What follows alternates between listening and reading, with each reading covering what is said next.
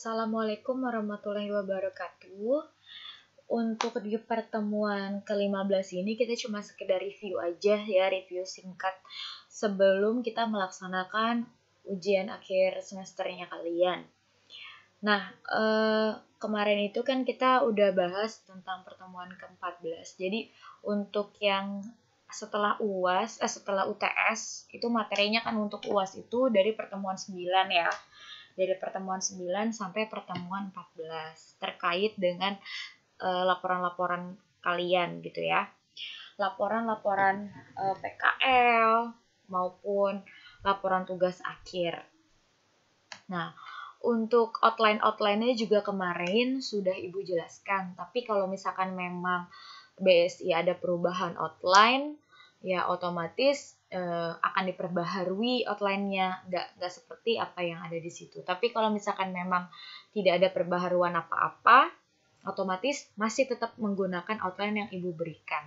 Ibu juga memberikan kalau tidak salah pedoman-pedoman gitu ya, itu ada di Google Classroom. Jadi tidak termasuk ke materi, tidak termasuk juga ke slide-slide kalian gitu ya.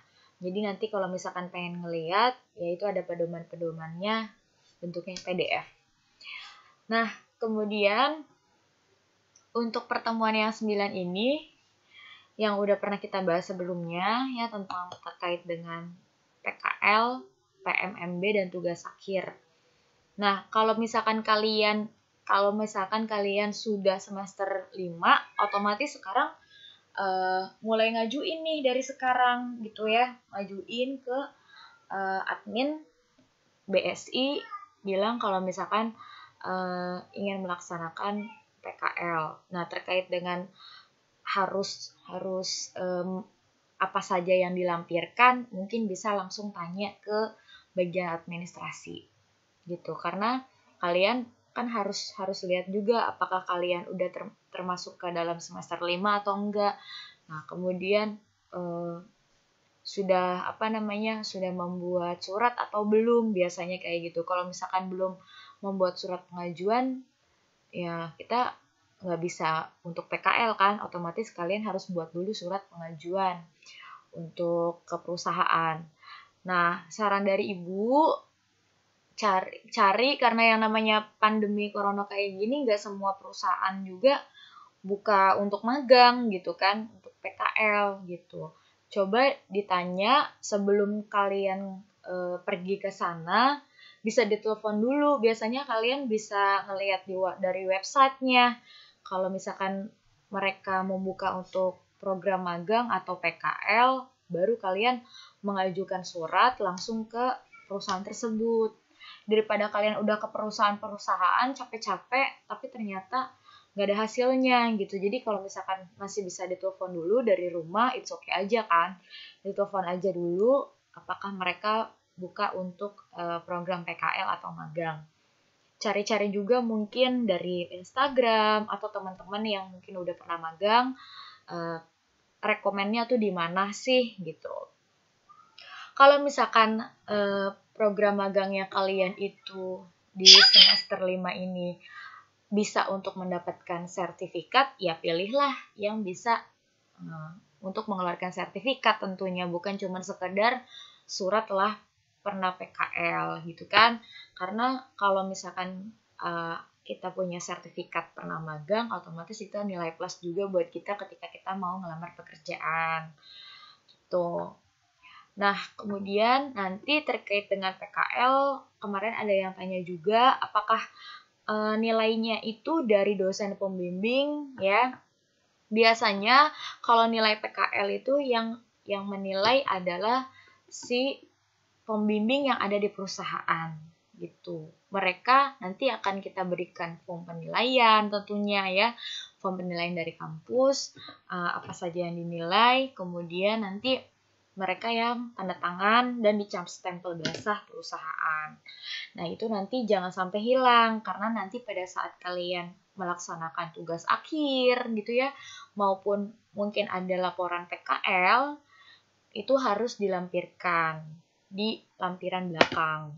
Jadi jangan sampai hilang sertifikat dan penilaiannya kalian gitu.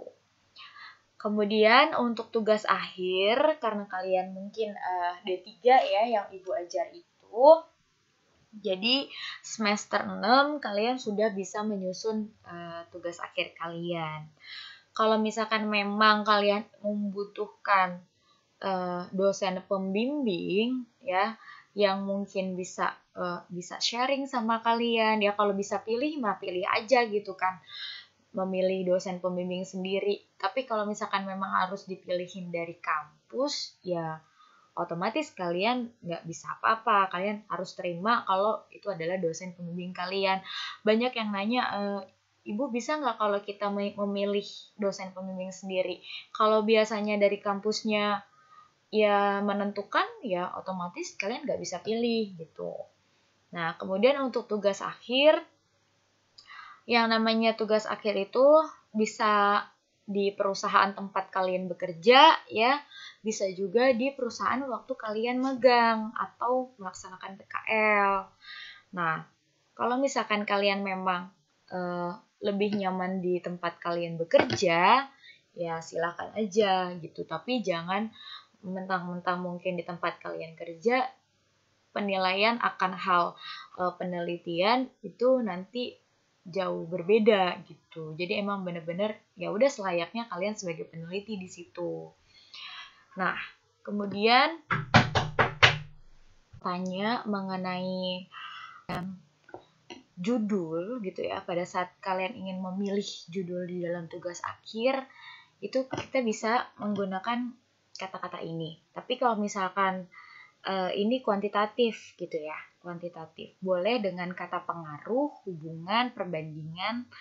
Nah, tapi ada juga mungkin yang lainnya gitu ya, selain dengan pengaruh, hubungan, perbandingan juga bisa. Jadi bisa kalian lihat contoh-contohnya itu pada jurnal-jurnal ilmiah gitu. Selain dari 3 ini.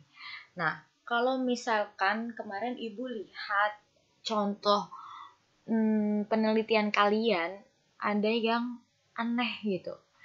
Jadi nggak ada variabelnya. Itu hati-hati ya.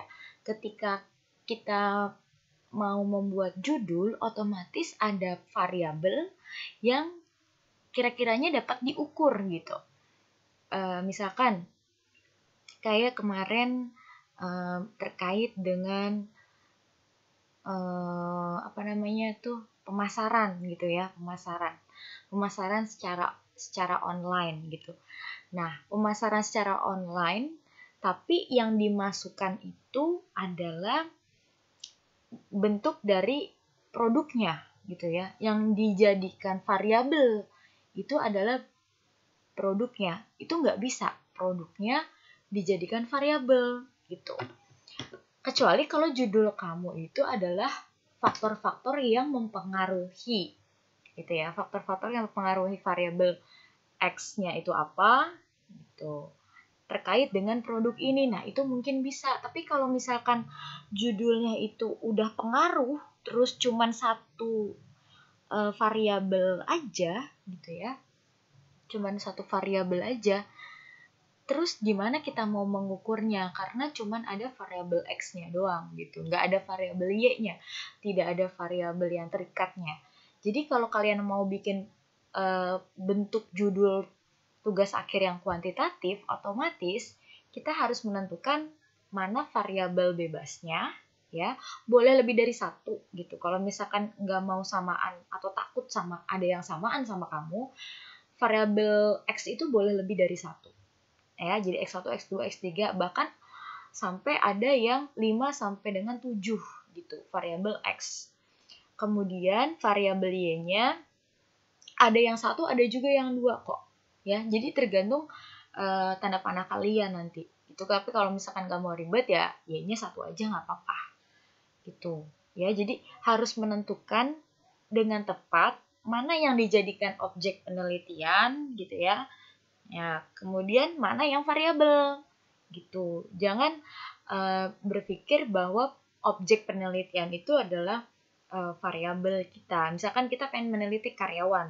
Karyawan itu bukan variabelnya kita, tapi objek penelitiannya kita gitu. Kita mau meneliti sebuah produk.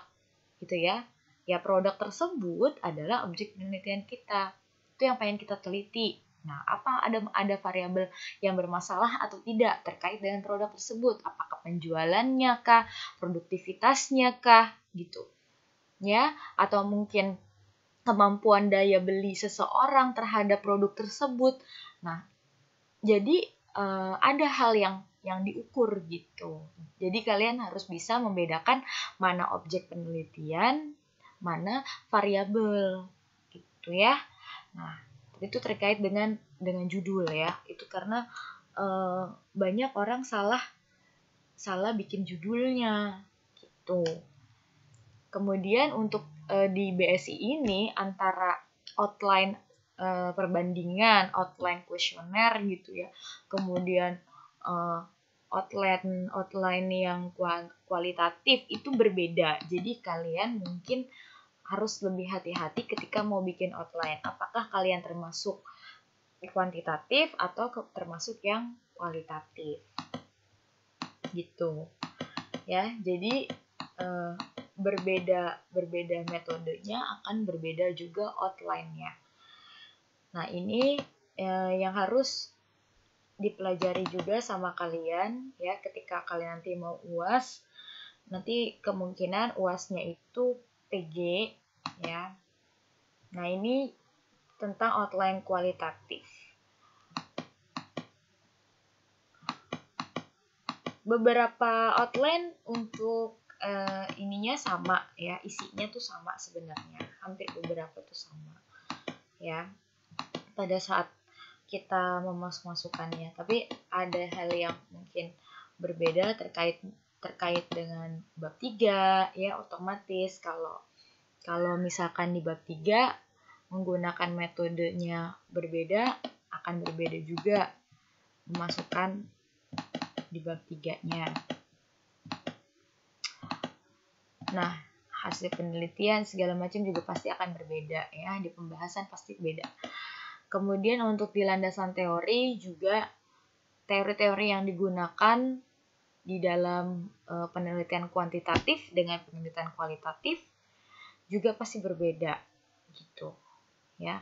Kalau misalkan kalian memang memasukkan statistika, otomatis di landasan teorinya kuantitatif itu pasti ada ya teori-teori yang berkenaan dengan statistika yang kalian akan kerjakan atau akan lakukan gitu dan dibahas di bab 3 gitu. Tapi kalau misalkan kualitatif, otomatis nggak ada teori statistik di dalam landasan teori itu ya, itu bedanya.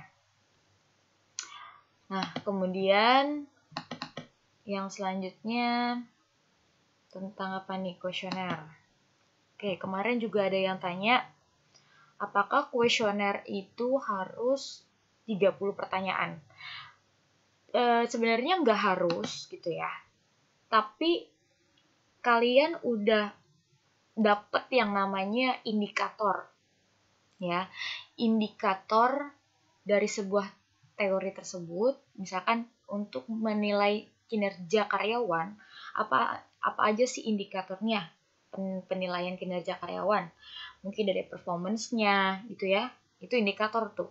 Performance-nya di kantor itu seperti apa sikapnya, kemudian mencapai target atau tidak biasanya dalam 1 bulan tersebut, terus kemudian kehadiran.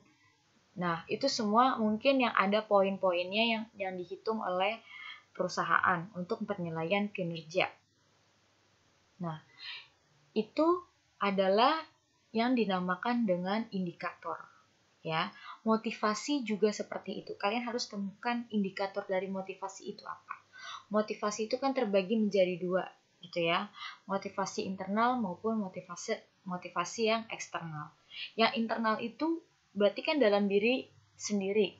Nah, dalam diri sendiri itu apa saja yang membuat kita bisa memiliki keinginan melakukan sesuatu. Ya, itu nanti cari teori-teori tersebut adanya di buku Manajemen Sumber Daya Manusia. Kemudian motivasi yang eksternal. yang termasuk ke dalam motivasi eksternal itu dari siapa saja, dorongan dari siapa saja.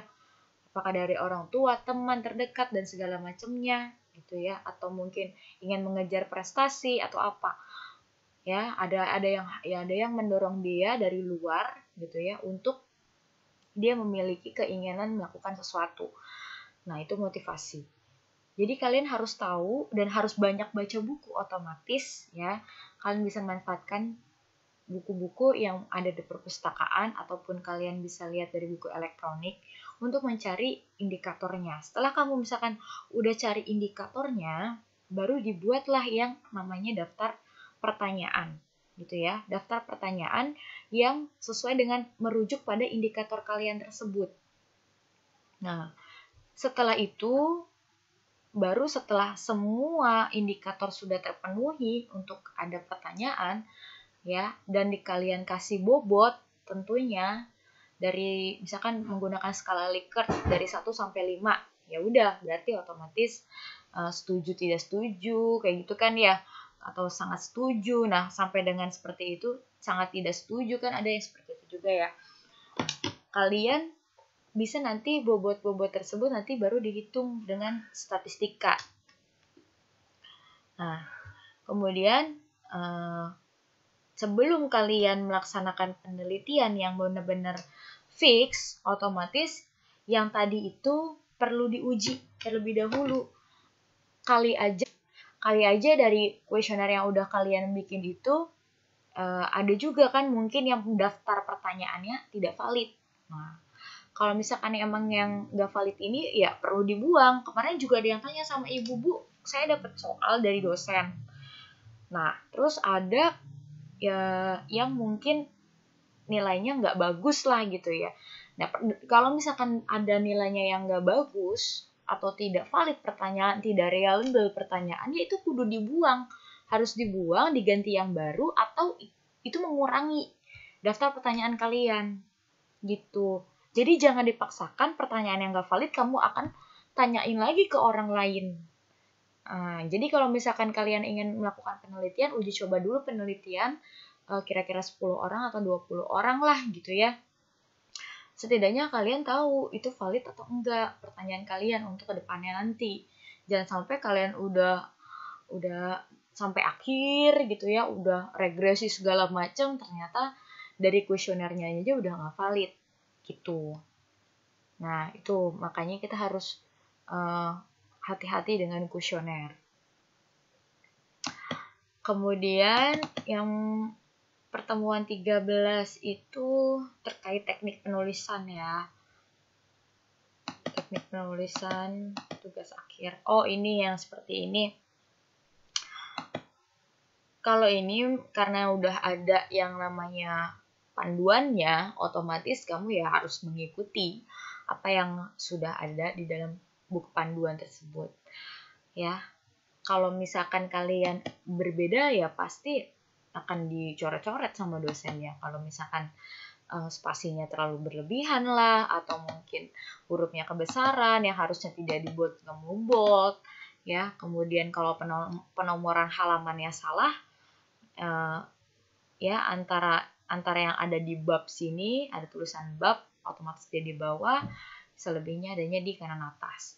Nah, yang seperti ini aja mungkin sepele, tapi kalau misalkan kalian pada saat mau sidang yang kayak gini-gini, itu bakalan secara teknis itu bakalan dicoret-coret sama dosen pasti ya, penomoran halaman. Dan banyak banget mahasiswa yang mungkin nggak menyadari gitu ya, bahwa kalau misalkan kita bikin yang namanya penomoran halaman seperti ini nih ya, ratanya itu kan kalian harus justify ya, rata kanan kiri nih gitu ya. Nah, itu banyak yang di sininya mungkin enggak rata juga ya, akhirnya kelihatannya TA-nya ataupun skripsinya jadi berantakan. Nah, jangan sampai kalian cara kalian dalam mengetik ini masih berantakan gitu. Karena kalau udah final kalian masih kayak gini, pasti akan dibilangin sama pengujinya gitu, apakah ini kalian mengetik sendiri kah atau tidak membaca buku panduan kayak gitu. Jadi memang benar-benar antara penomoran halaman itu juga harus rata ke bawah. Ya, antara halaman satu dengan halaman yang kedua juga harus rata gitu. Nah, mengenai kutipan juga hati-hati juga ya. Kalau kita bukan teorinya dari diri kita sendiri gitu atau kata-kata kita sendiri, jangan kalian tidak memasukkan yang namanya sumber referensi. Kalau misalkan kalian tidak memasukkan yang namanya sumber referensinya dari orang siapa atau badan apa atau institusi apa, wah itu bisa gawat karena nanti akan terkait dengan plagiarism gitu kan, atau plagiat. Nah, makanya ketika kalian mengutip sesuatu, jangan lupa untuk menyertakan sumbernya dari mana. Kalau misalkan kalian sudah menyertakan sumbernya, otomatis masukkan juga, jangan lupa ke dalam daftar pustaka kalian gitu ya. Jadi ada di dalam teori kalian dan juga ada di dalam daftar pustakanya kalian. Untuk keterkaitan dengan bagaimana caranya udah dijelasin ya. Bagaimana sih caranya untuk memasukkan teori atau kutipan-kutipan yang langsung maupun yang tidak langsung. Jadi memang harus dimasukkan seperti ini. Nama pengarangnya atau nama orang yang berbicara mengenai teori tersebut ya harus dimasukkan. Kemudian tahun berapa gitu ya, itu juga harus dimasukkan. Oke, itu yang berhubungan dengan teori, kemudian yang berhubungan dengan tata letak segala macam, udah ada buku panduannya tersendiri, jadi harus mengikuti yang ada. Tapi ibu belum tahu nih kalian itu punya minimal daftar pustaka atau enggak. Biasanya di kampus-kampus itu suka ada minimal daftar pustaka ya. Jadi misalkan jurnal ilmiah gitu ya, jurnal ilmiah minimal 25 jurnal. Jadi bener-bener tuh dihitungin sama penguji udah 25 jurnal atau belum gitu. Kemudian buku 10. Nah, ada nggak dia buku 10 biji gitu. Nah, kalau misalkan kalian ada bukunya, maksudnya ada di daftar pustaka gitu ya, ada di daftar pustaka, tapi nggak ada di dalam landasan teori, itu juga nanti akan ditanyain sama penguji. Kok ada di daftar pustaka? Apa cuman pengen nambah-nambahin daftar pustakanya doang? Kan gitu ya. Kenapa nggak dimasukkan ke landasan teori? Itu hati-hati juga. Jadi kalau yang ada di daftar pustaka harus otomatis ada juga di landasan teori. Itu baru benar. Gitu ya. Karena beberapa penguji itu biasanya emang detail. Ini mana sumbernya? Pasti seperti itu. Bahkan ada yang bertanya, ini mana bukunya? Kamu bawa nggak bukunya? Kalau misalkan kamu nggak punya bukunya, fotokopiannya. Biasanya kayak gitu. Atau fotonya, difoto-fotoin. Ya, jadi semua itu harus dibawa ketika nanti kalian sidang. Bukti-bukti kalian emang bener-bener lihat dari buku atau jurnal.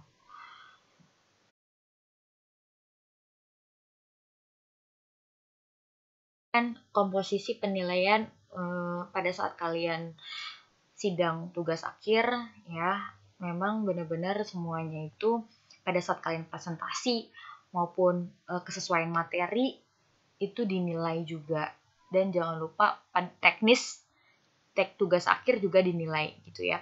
Jadi sesuai nggak sama buku panduannya kalian. Nah, makanya dari itu outline itu dibaca benar-benar, panduannya dibaca dengan baik. Mungkin di kampus juga nanti akan ada panduan buku panduannya gitu ya, yang mungkin bentuknya PDF atau mungkin hard copy gitu. Nah, itu aja yang mau Ibu sampaikan. Jadi kalian belajar dari pertemuan 9 sampai pertemuan 14 itu materi yang nanti akan diujikan pada saat UAS gitu ya. Oke, kurang lebihnya mohon maaf. Wassalamualaikum warahmatullahi wabarakatuh.